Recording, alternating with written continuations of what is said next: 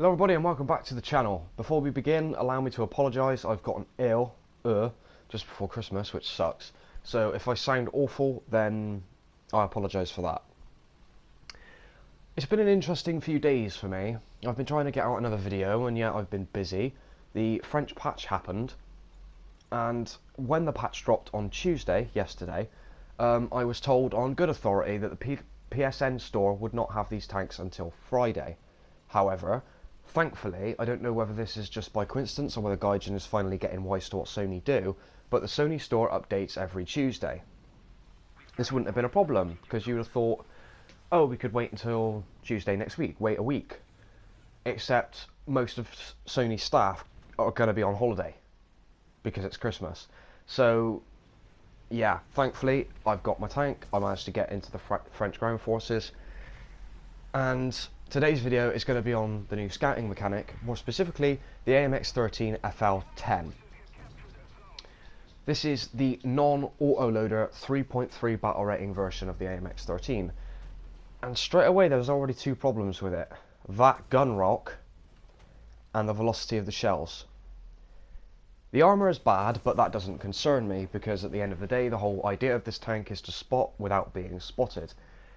And by coincidence, I actually managed to get the Maginot Line map. Maginot? I don't know. I finally managed to get this map in this tank. This was, by the way, the first game I've ever played in this tank.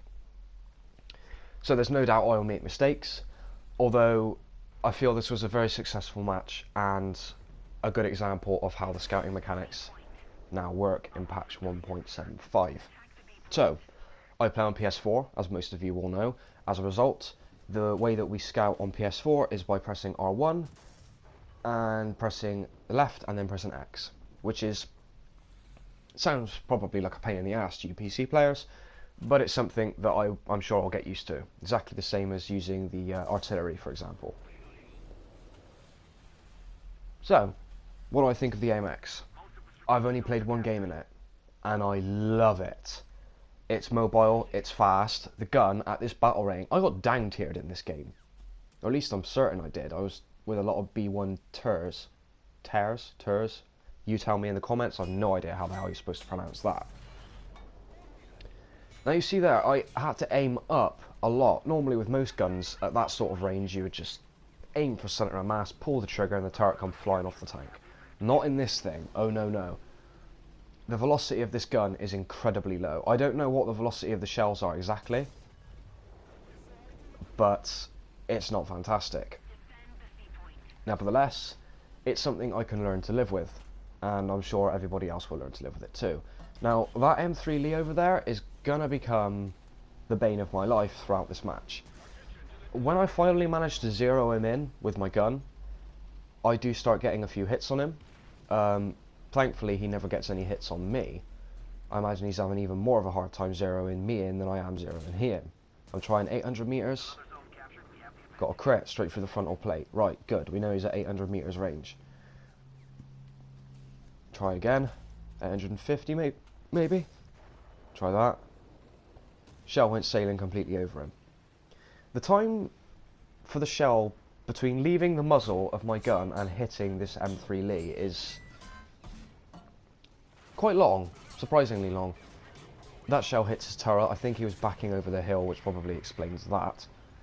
There is something shooting at me. It's that GMC gun motor carriage over on the hill. That gun rock, though, really... that gun rock, like I said, I can cope with the lack of armour and I can cope with the low velocity. I mean, look how long it took for that to hit him. I can cope with all this. What I'm struggling to cope with, however, is that gun rock. I had heard that the oscillating turrets, which this tank has, although without the bustle at the back, which is how in hindsight you know that it isn't the auto-loading version of the 75mm gun, but I digress. I had heard that the oscillating turrets, quote-unquote, helped stable the gun when you slow down. This is true, but not when you brake. When you brake, the tank lurches forward, the turret dips with it, and the gun ends up bouncing up, then bouncing down, then bouncing up, and then settling on target. This is a lot of things that most people who drive, say, the Germans, specifically the early Panthers, will be more than capable of dealing with a little bit of practice. I haven't driven the Panthers in a while, so for me this was a little bit all over the place. So, let's talk about the map for a minute, shall we? This is going to be a this video is all over the place. I do apologise, but I needed to make a video because I haven't made one in ages, and this seemed like a brilliant video to use. I have been driving the B1 TER quite a lot, and that's how I researched this tank, from the research points from that. I do like it, although it has its upsides and its downsides, but I will leave that video to a review, I think. I am unfortunately going away on Friday. I might as well say this as well. I prepared a video for all of this saying, oh, I can't do the tank, so you'll have to wait till I come back in on Wednesday after Christmas, blah blah blah, this and the other. And then the patch dropped, and then I ended up getting access to it anyway. So that video is now moot, which is why you haven't heard from me in a while, and I apologise for that. However, basically I've got to go away to visit family on Friday, so I won't be back until Wednesday. That's just it, really. I may be back earlier. My family is not particularly fond of one another in certain situations, and as much as I don't like confrontation, going home early is completely fine by me. But take that how you will. So what do you guys think of the new French tanks then? Do you like them? I said I'm going to make a beeline for the AMX-13 B2, and I most certainly am. That is going to be... There are going to be many videos of that up of that tank, I'm sure. In fact, I've heard it's got the best penetrating shell in the game, with the only exception, it's either slightly better than the Mark 10 Chieftain's shell, or it's a little bit worse. It's like almost, I can't remember. I think Mags said it was better, but it's a very, very bloody good shell. Let's put it that way. So far we have scouted the M3 Lee several times. We've scouted other tanks several times as well. I didn't manage to get a chance to kill that armoured car, but never mind.